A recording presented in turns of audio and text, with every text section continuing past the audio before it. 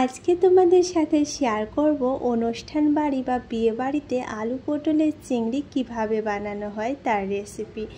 প্রথমে এখানে পটলগুলো এইভাবে কেটে নিয়েছি, কিছুটা খোসা আর কিছুটা ছিলে এইভাবে কেটে নিয়েছি।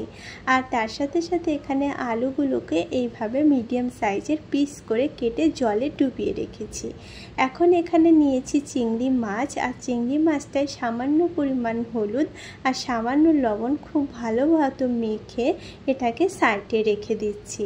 আর এখানে একটা মশলা বানিয়ে নেব, যার জন্য নিয়েছি 2 চামচ কোকোনাট, এখানে তাজা কোকোনাট ইউজ করেছি। 2 চামচ নিয়েছি পোস্ত, আর তার সাথে এখানে অ্যাড করছি সামান্য জল, আর এর সাথে নিয়েছি 4টে কাঁচা লঙ্কা, আর এটার একটা পেস্ট বানিয়ে নিচ্ছি। আর এখন এখানে দিয়ে দিয়েছি সর্ষের তেল। প্রথমে এখানে সর্ষের তেলে খুব ভালো মতো পটলগুলোকে ভেজে নেব। সবগুলো ইনগ্রিডিয়েন্টস ভেজে নিতে হবে, সবার আলাদা আলাদা করে। পটলটাকে দেখতে পাচ্ছ এইভাবে কেটে নিয়েছি। এইভাবে কেটে নিলে পটলটা দেখতেও অনেক বেশি ভালো লাগে, আর তার সাথে সাথে খেতেও খুব ভালো মতো ভেজে নিতে হবে, এতেই পটলটা অনেকটাই সিদ্ধ হয়ে যায়। এখানে পটলটা খুব ভালো ভাজা হয়ে গেছে, কালারটাও চেঞ্জ হয়ে গেছে। এখন এগুলোকে আমি তেল থেকে উঠিয়ে নিচ্ছি। সেম প্যানে এখানে দিয়ে দিচ্ছি আলু, আর আলুগুলোকে খুব ভালো মতো ভেজে নিয়েছি। এখন আলুটাকেও খুব ভালো মতো একবারে ব্রাউন কালার করে ভেজে নেব। আলু ভাজা হয়ে গেছে, এখন আলুগুলোকে তেল থেকে নামিয়ে নিচ্ছি। দেখতে পাচ্ছ আলু আর পটল দুটোই কিন্তু খুব ভালো মতো তেলে ভেজে নিয়েছি। সাদা তেল এখানে ব্যবহার করতে পারো ভাজার ক্ষেত্রে, তবে রান্নার ক্ষেত্রে সর্ষের তেলই ব্যবহার করলে বেশি ভালো হয়। এখন চিংড়ি মাছগুলো খুব ভালো মতো ভেজে নিয়েছি। চিংড়ি মাছগুলো ভাজার সময় এখানে লবণ আর হলুদ দিয়ে দিয়েছি, তাহলে কালারটাও খুব সুন্দর আসবে। চিংড়ি মাছগুলো ভালো মতো ভাজা হয়ে গেছে, এখন চিংড়ি মাছগুলোকে উঠিয়ে নিচ্ছি। মাছগুলো উঠিয়ে নিয়ে এখানে কিছু শুকনো মশলা ব্যবহার করব। তো এখানে আমি তেজপাতা, দারচিনি, ইলাচি, লং আর তার সাথে দিয়েছি শুকনো লঙ্কা। এটা খুব ভালো মতো ভেজে নিচ্ছি। খুব সুন্দর একটা গন্ধ বেরিয়ে আসলে এখানে অ্যাড করব পেঁয়াজ। এখানে 3টে মিডিয়াম সাইজের পেঁয়াজ দিয়ে দিয়েছি, আর এখন পেঁয়াজটাকে খুব ভালো মতো ভেজে নিচ্ছি।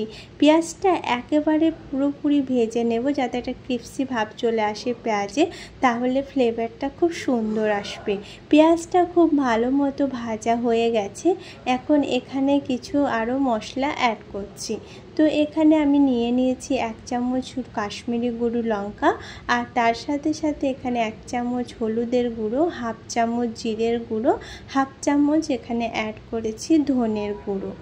এখন মশলাটা খুব ভালো করে আরও একবার কষিয়ে নিচ্ছি।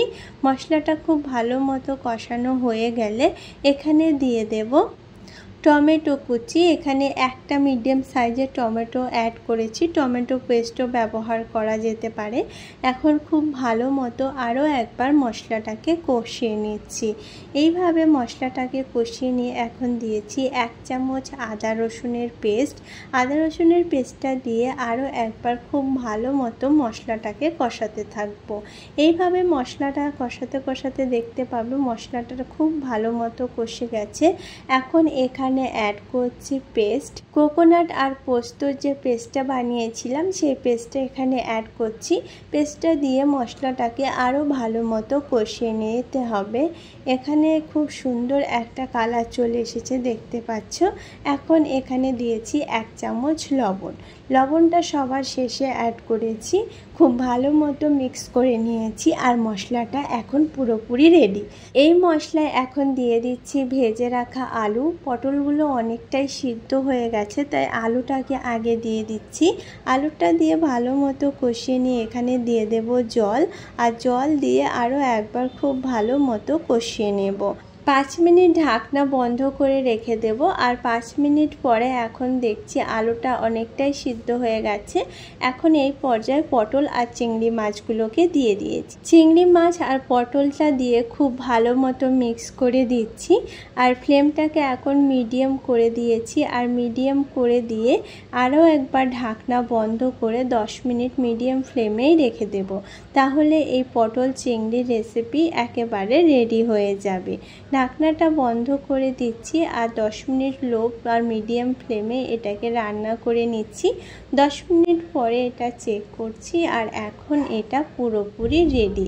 দেখতে পাচ্ছ কতটা সুন্দর। সামান্য পরিমাণে গরম মশলা আর 1 চামচ ঘি দিলেই এই অনুষ্ঠান বাড়ির মতো আলু পটলের চিংড়ির রেসিপি তৈরি। একবার এইভাবে বানিয়ে দেখতে পারো বাড়িতে। একবারে অনুষ্ঠান বাড়ি বা বিয়ে বাড়ির মতো লাগবে খেতে। খেতেও অনেক বেশি মজার হয়, রুটি বা ভাতের সাথে খেতে অনেক বেশি সুন্দর। আজকের রেসিপি ট্রাই করো, আশা করছি সবার খুব ভালো লাগবে।